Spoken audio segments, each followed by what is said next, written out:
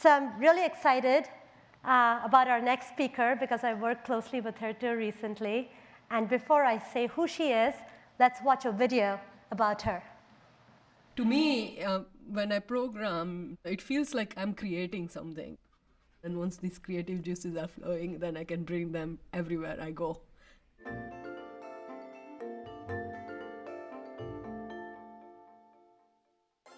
I grew up in a city in Western India called Ahmedabad.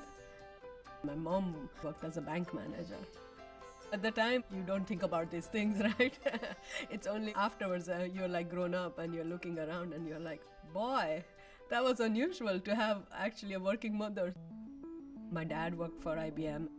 I think I was in like 7th grade and he was trying to get me excited about programming for the first time in a language called BASIC. My dad's like, well, you should learn so you can enter this competition. I'm like, oh, that sounds good. Really, I have never looked back. Once I got my hands dirty, I was like, this is amazing.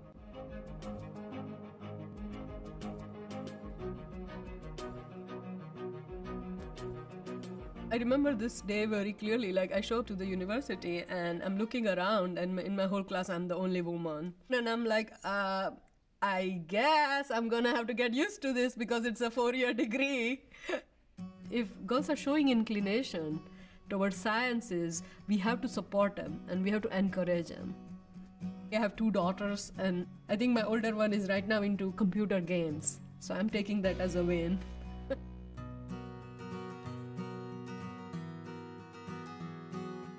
My dad mortgaged his office, $10,000, and I knew that could last me 1 quarter. So my mission when I came to Stanford was to find a way to fund my education. I made a big list of all the professors. I went to them and I said, here's what I can do. Can you take a chance on me? Some of them shouted at me. One of them like really kicked me out of the office. I cried for a bit, and then the next day morning I went to the next person on the list. So I think my don't give up gene really helped me. I graduated in '92. The company I wanted to work for was Sun Microsystems because it was where a lot of hot engineers were. At the time, C++ was the big language of choice, but it was fairly complex and a lot of programmers didn't really like it.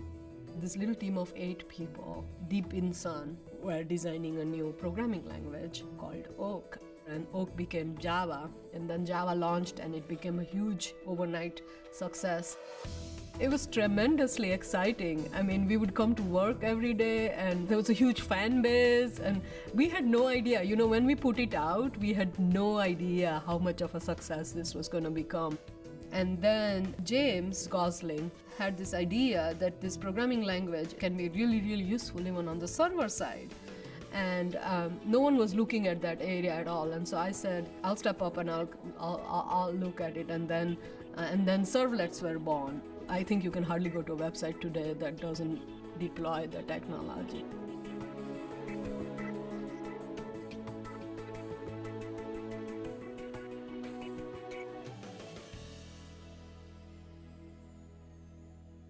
I think spam is awful. It clutters up everyone's life. What makes it very hard is also what intrigues me about the problem. It's almost like you're playing chess with someone. There's a human being on the other side, and there's us on this side trying to figure out how to take him out.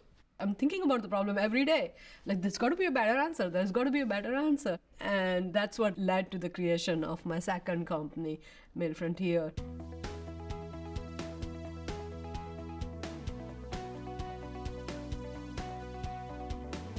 The idea is, can we take Gmail and bring it to schools and universities and companies?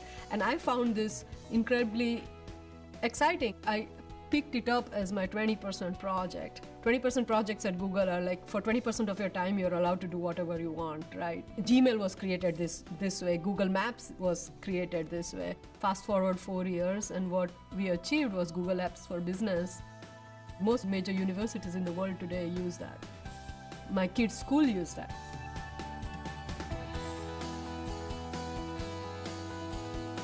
I would say it's the most fast-paced project at Google. I am driving the profiles and pages effort. and we've just gotten started. I mean, we have so many cool things coming down the pipeline. Success to me for Google Plus pages means every business, every band, every artist will have a page, Google Plus page. They'll all be using Google Plus. I would declare victory if I have changed the world, if I have created something that a lot of people use that have made a difference in their lives, and Google makes it really easy to do that.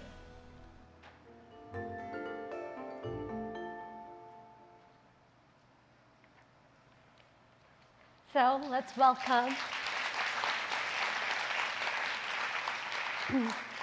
our VP of Engineering at Google, Pavni Diwanji. When this video was made, she was a director, it appears. Today, she runs our spam fighting efforts and Google Kids efforts. She, as you saw in the video, founded and led Google Apps for Business and other enterprise products, and also helped start and lead profiles and pages effort for Google+. Prior to joining Google, Pavni was a serial entrepreneur who started and sold multiple successful companies. She managed the communication and client software division encompassing email, instant messaging, and toolbar products at Excite@Home. She started her career, as you saw in the video, at Sun Microsystems as a software engineer. And she is the one who helps make servlets happen. She's won numerous entrepreneurship awards and holds several patents in the areas of distributed systems and networking. I also have the pleasure of working closely with Pavni, and it amazes me, her energy, her unstoppable attitude, and she never takes no for an answer. So let's welcome Pavni on board.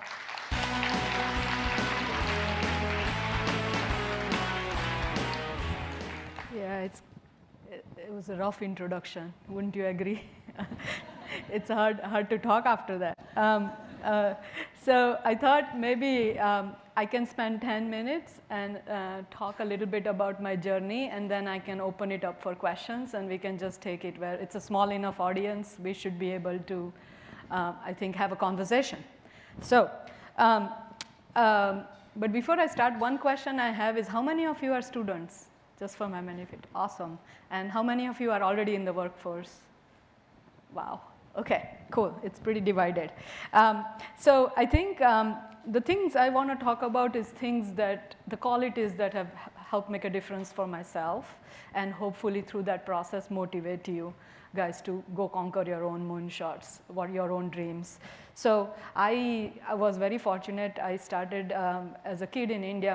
My dad, as you saw in the video, worked for IBM. And one of the things he did early on is he used to take me to work all the time. At the time, there were no computers. There were only punch cards and punch card machines. And I'm kind of old, I guess. But it was very good because getting that exposure, and he would take me, he used to be an hardware engineer and would do calls, and he would take me on the calls, and he would teach me as we go along, and it kind of sparked that early interest in me. Now, every Sundays, he would also give us, me and my brother, both a screwdriver and a soldering iron, and we would have to go around the house fixing things that didn't work. That part was not too exciting for me, but the computer stuck on, and really, they've served me well, and I've never really looked back on my interest. So I was one of those people who was fortunate enough to know what I was passionate about early on. Now, it doesn't always happen, but in my case, it was. Now, the other thing, I was very good at math at school, and my parents always encouraged me. Whatever I was good at, they would encourage me to do that. Like, for example, I was an avid reader, and there was no reading limit in my house. I also remember, I had a working mother, but early on, she didn't work because there were no daycares. And I remember, like in 4th grade, she came to me and she sat our family down and she said, well, I want to make a change. I want to go back to work. And it's important for my own good. And we listened, and she explained to us why it would mean changes to us, and we listened. And I realize now, looking back on it, how unusual that experience was, right? Most kids in my school didn't have working moms and didn't have to make any adjustments. And here I had both my parents who were great role models to me.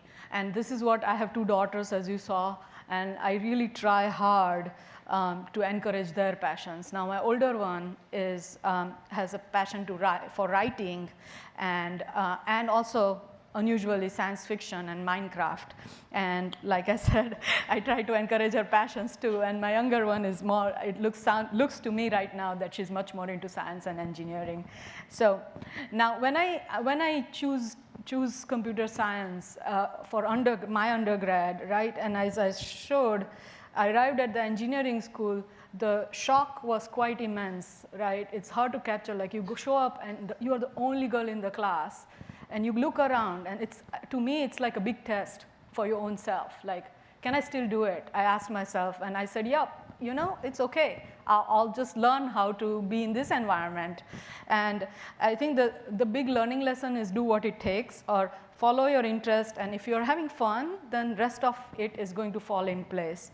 Now, when I decided to follow further education and come to US, Stanford accepted me. And I also remember the day when some of my relatives came to my mother to have a special talk. And they said that it better not send me to US and to Stanford for further education. And she said, why? It's such a great opportunity. And they said, well, if she gets such highly educated, then she won't find a match. And I remember like my mom towering, like she stood up and she said, let me worry about that. So I thought that was the best thing she could do. And she turned around and she looked at me and she said, you're going to do what you need to do and let me worry about these people.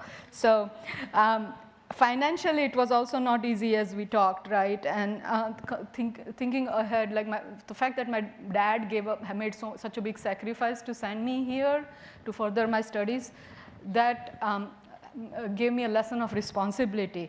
There were a lot of sacrifices done to get me to where I was, and so I did not want to fritter away my opportunity. I wanted to work hard, and it was deep within me to prove myself because a lot was riding on it.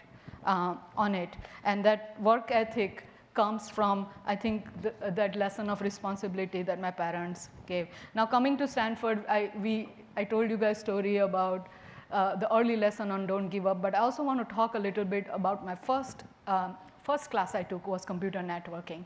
Now, it was easy for me to top in India. I was always in the first, second rank. You come to Stanford and you're surrounded by super smart people who are much smarter than you, and it is intimidating.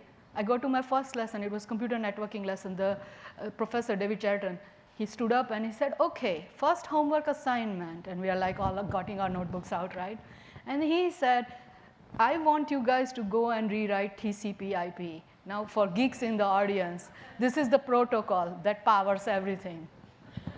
And he's standing up and he's saying to us, all students, fresh, saying, yeah, we can do it better.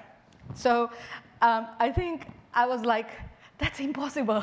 We can't do that in 2 weeks, right? He's crazy. And I think that what I learned in that 2 weeks is it was not impossible. In fact, a lot of students wrote better things, right? So what it taught me is that you have to think from first principles. Nothing is impossible. And working with smarter people, encouraging diverse environments, and taking on challenges does change the world. So this was my first lesson at Stanford.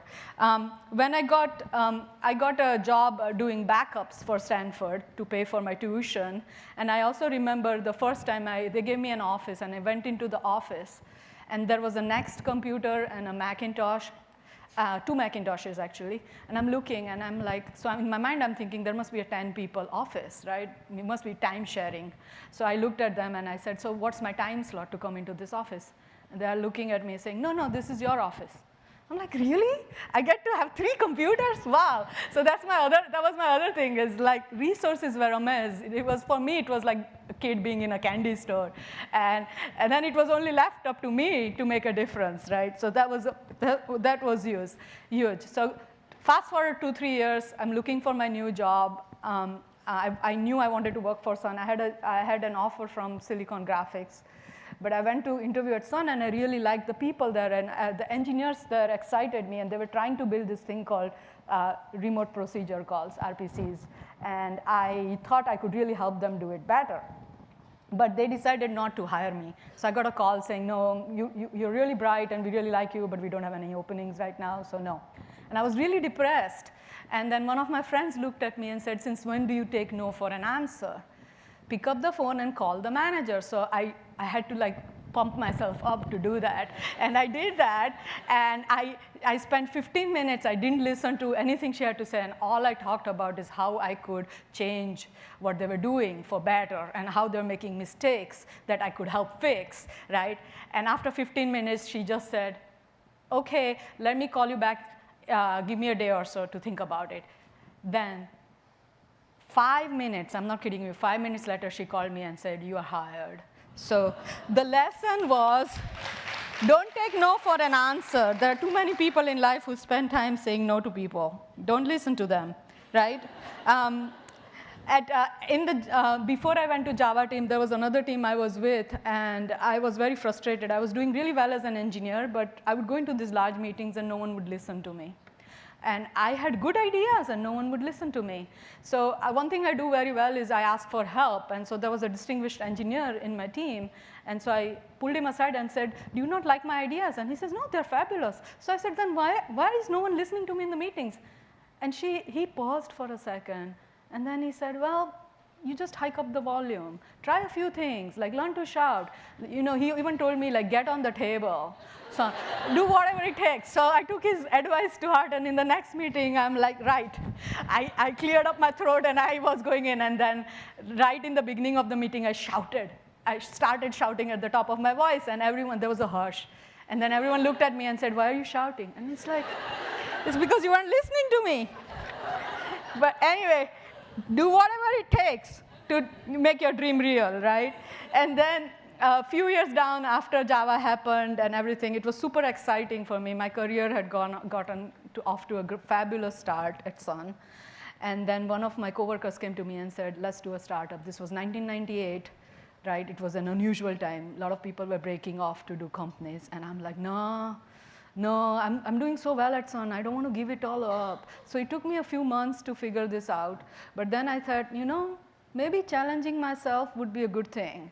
And so I broke off, and we started my first company, which was a search company called Kandara. And it was an amazingly fun ride. And what I learned through that experience was that taking big risks matter. Challenging yourself, if you challenge yourself, you might surprise yourself. I found things I didn't know I had in terms of talent, right? I was the CEO. I'd never done sales before. I hadn't taken an MBA class before, right? But I just kind of worked my way through it, and in the process, I found that I was actually a really good negotiator. It's something I would have never found if I just stayed at Sun and continued to be an engineer.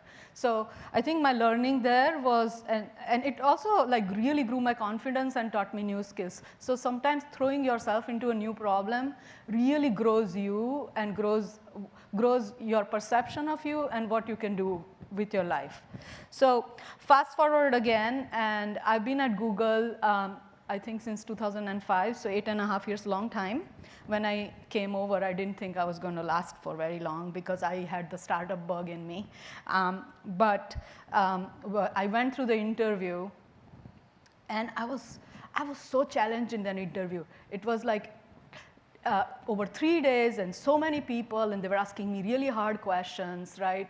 And I was interviewing for a managing job, like a director job, and they were asking me to code on the whiteboard, right? And afterwards, I remember talking to the recruiter and said, I think there's been some mistake because they are asking me to code, which I don't mind doing, but I'm interviewing for a managing job. And he's like, no, we do this to everyone. I'm like, okay. But what I learned was that through that interview, I took it as an experience because I learned that there were so many smart people here, and I really want to learn from them. Like in the interview, I think someone who interviewed me had invented Google Ads. And I'm like, wow. So there are a lot of, so it was, in my gut, I came home and I'm like, if they're going to offer me a job, then I'm going to take it because this feels right to me.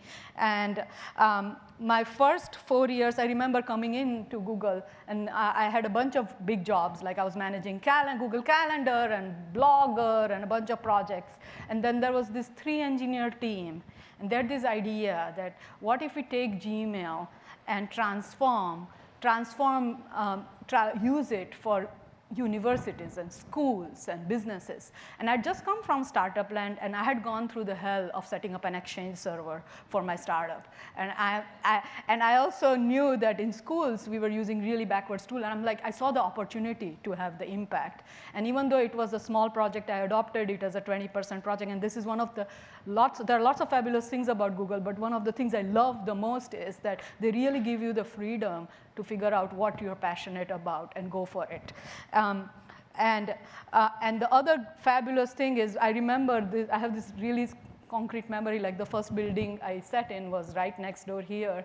And one day I was like just doing my business and sitting on my desk, and this guy came by and introduced me, and he was just sitting like two desks down, and he was the founder of Gmail. Right? And I'm like, oh my God, I have arrived. That's what I said to myself. So anyways, but it's really humbling, but at the same time, I find it very empowering.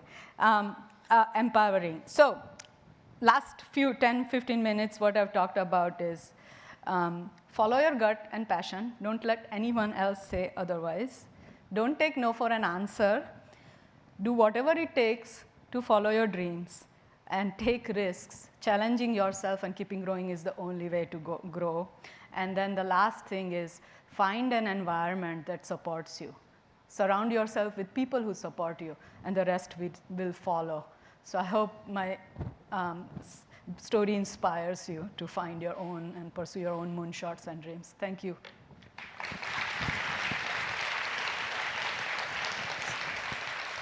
So I'm happy to answer questions if we have time. Hi. So based on your story, I have something very similar. I completed my bachelor's, and I wanted to get my master's over here. And my mom was OK with that. And my aunt came to her and said, why are you doing that? Like, she should get married now. It's a common problem, I think. And so that's same thing happened after I completed my master's. People asked me, when are you getting married? And then after some time, I got married. And people asked me, so when are we having babies? And the worst thing about this is nobody asked me what I'm doing with my career. It's just sad. So my question to you is, what would you suggest? How do we change the society around us?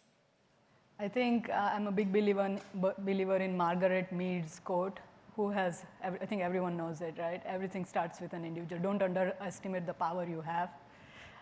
My dad also always says that when you come across a challenge, normally the answer, 100% of the time, the answer is within you, not around you. So look within. And what I would say to you is, why are you waiting for them to ask? Tell them.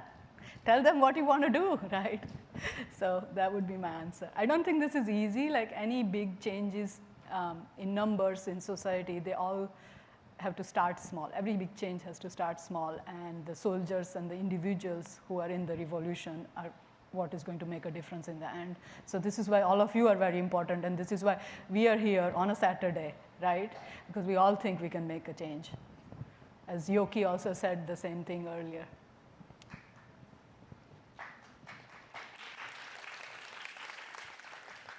So yeah, you have an amazing drive and amazing self-confidence, and that was really inspiring to hear.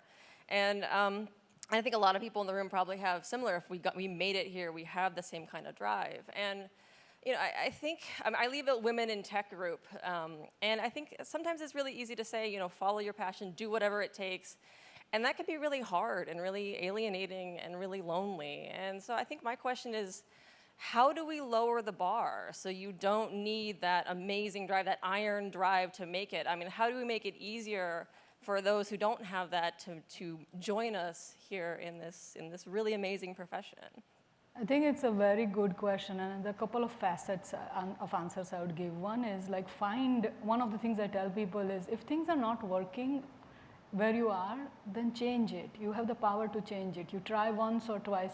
This is why I personally love Google, because, and this is why I've been here for 8.5 years, is I think it's an incredibly humble and supporting environment, right? To get your voice heard, it's no problem. We are so data focused, right? We debate openly about ideas. We are fairly collaborative as a company. And I think these are really good embodiments for women engineers to we like that, right? So find an environment like that. The other point I would make is surround yourself with people who are going to lift you, right? And it's incredibly important. Early on I realized, and it doesn't have to be women, right? Early on I realized that because I need help comes really easy for me to say, and I realize it's not so easy for a lot of people. But one of the things I realize is as soon as I say that, I always have a hand raised, someone raising their hand saying, I'll help you, right? So I've had a good fortune to have good social backing, like having great friends and also having great mentors, right, who can tell me what I need to do. So I think that is going to make it easy.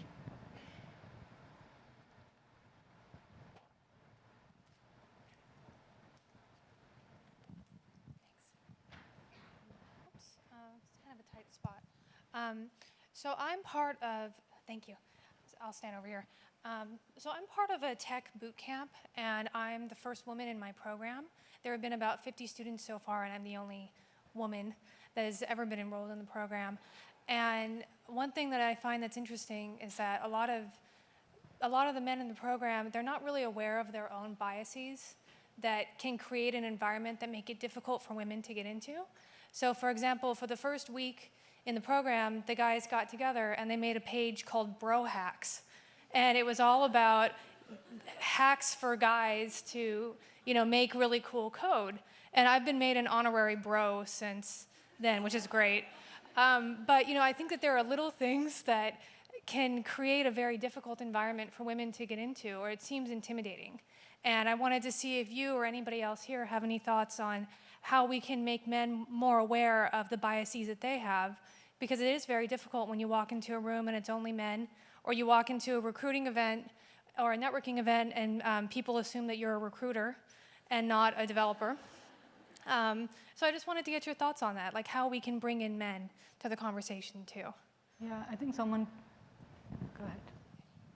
Oh, there's 1 minute left, okay.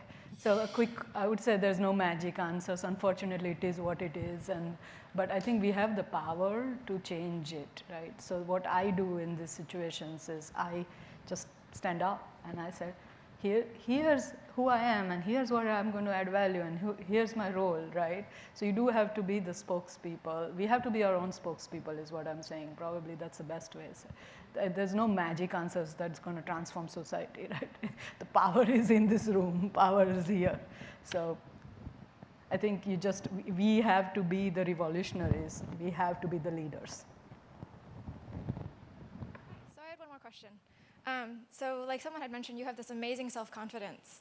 And I think a lot of women, when they arrive at college, I was one of them, but that was the first time I had ever learned about computer science. And there are these boys in the class that have been doing it since they were like 11. And there's been a couple articles, there's been more and more talk, not just about men, but there's something called tech privilege, where there's people that have just been doing it forever, and someone coming in later, it's often very intimidating. And then you mentioned during your talk that at Sun Microsystems, you knew you were right, and you had ideas and they were brilliant. So how did you believe in yourself? How did you believe that you had great ideas and that they were right and people should listen to you, instead of assuming that other people, because they have been in industry longer, just knew better because they have more experience? I didn't know I was right?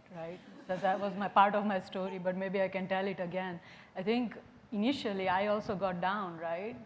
I didn't talk about all the low points in my career. There's more lows than highs in career and in life, right? But I think that don't give up rides me out normally. And I have this little back room in my house where I go to cry as well. So I think it's okay. I think that's what I said. I think on the Sun one, I think I didn't know I was right. I knew something was off, right? That I was having all these ideas, and there was this little voice inside of me that said, this doesn't look right. So I went and I consulted someone offline, right? That was the key thing. This person, other engineer, one-on-one. I sat down and said, what do you think? And he said, no, you're right. And you should speak up. And that was what gave me the power to do what I did, right? So everyone has lows and highs. Men do too, right? So I think the question is, do we have techniques, do we cultivate techniques to surmount it? And I'm a big proponent of mentoring. Not for the sake of it, but find someone who you look up to. right? And cultivate that relationship so that you can go and ask them for help when you need it. Done. Can we take one? We're done, I think. Thank you, everyone. Thank you for listening.